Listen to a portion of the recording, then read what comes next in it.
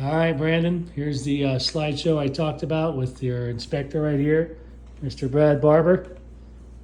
So here we go. Okay, Brandon, everything I tell you will be on the report and then some.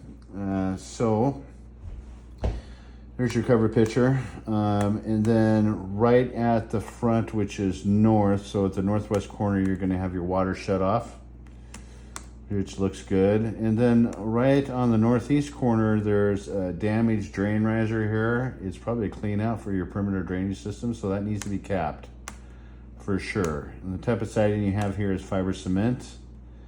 There's your gas meter, a little bit of decay on the corner trim on the northeast corner. There's your garage door, and you can see the weather stripping is kind of coming off a little bit. There's some gaps there. A little bit of repair needed there at the concrete steps. These are your rafter tails. We should have flashing on those. Boom, boom, boom at the ends. So moving along here. So the hose bibs are all winterized, so we want to make sure that those are checked to make sure we don't have any leaks. That's the back end there. Peeling paint at the exterior trim for the foundation vents. That's a little frog. A little bit of decay at the rear slider. And then in a trim area by that slider area as well too. And that's basically from wood to earth contact.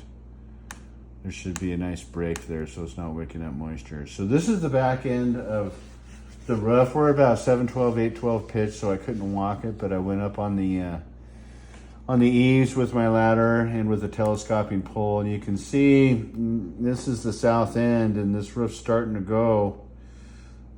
So you're nearing life expectancy. It's a 30-year roof, and it's the original roof, okay? So you can see the granules all in the gutters too, so we're starting to shed. Your south will definitely go before your north. And I've got some videos here that this is still on the south end here as well too, and I'll be taking some still pictures, but you can see we've got granule loss all the way through there. So you're definitely going to want to budget for a new roof. So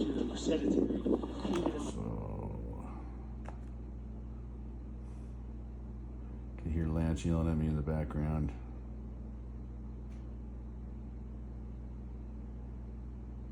It's your B vent for your water heater and furnace right there. Ridge venting.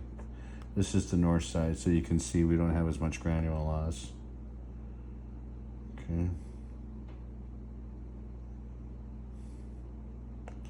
There's one shingle that's on the northwest side that has a nail pop. It's the nail's starting to back out, so we need to get that sealed. This is the fogged window above the kitchen. So it's a lost seal on that window. There's your attic, looking pretty good, about 10 to 12 inches of insulation, prefabricated trusses, and then you also have some fiberglass bat. And you can see a bunch of water staining right here, and those are that's coming from the nail penetrations. So we've got some high moisture really above the return in the hallway.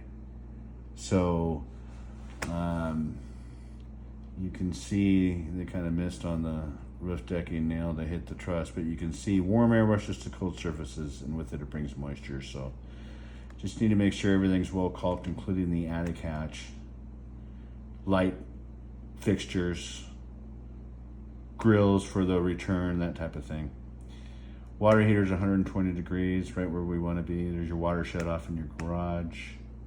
Got a lost seal in your shared bathroom. You've got a double flushing toilet in the shared bathroom as well, and that's probably a bad water supply valve inside the tank. Another lost seal in the master. And another double flushing toilet in the master. And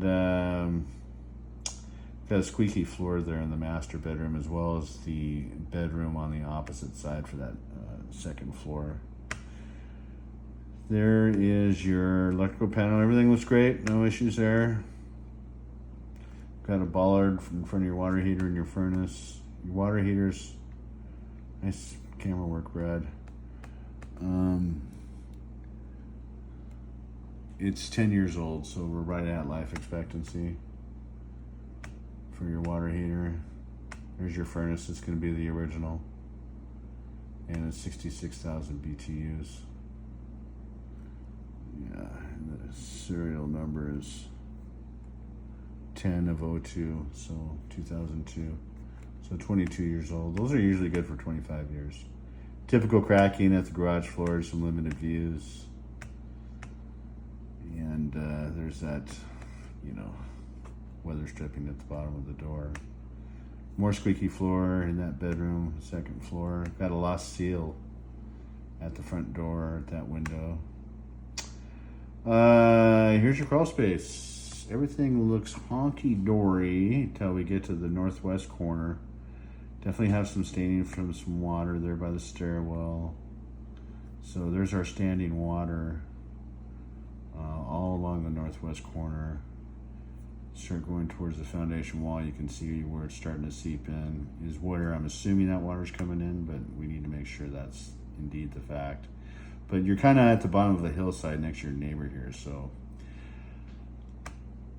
dollars to donuts, that's where it's coming from. And other than that, everything looks good. We could use some ventilation in that area too to help dry that water up. Yeah, and that's that area I'm talking about. Okay, this is where your water's coming in right here. Okay. So, I mean, you want to pay attention to this hose bib as well too. If that's leaking or if it's spraying when it's on, all that water just sits there and it's just going to go right back in. Or this downspout right here, if that's backing up, okay. So, and then here's that nail pop on that shingle. That needs to be sealed back down on the northwest corner there. Okay. That's all she wrote. Sweet. All right, Brandon. You should expect the report tomorrow morning, and we'll go over all these findings and come up with a game plan.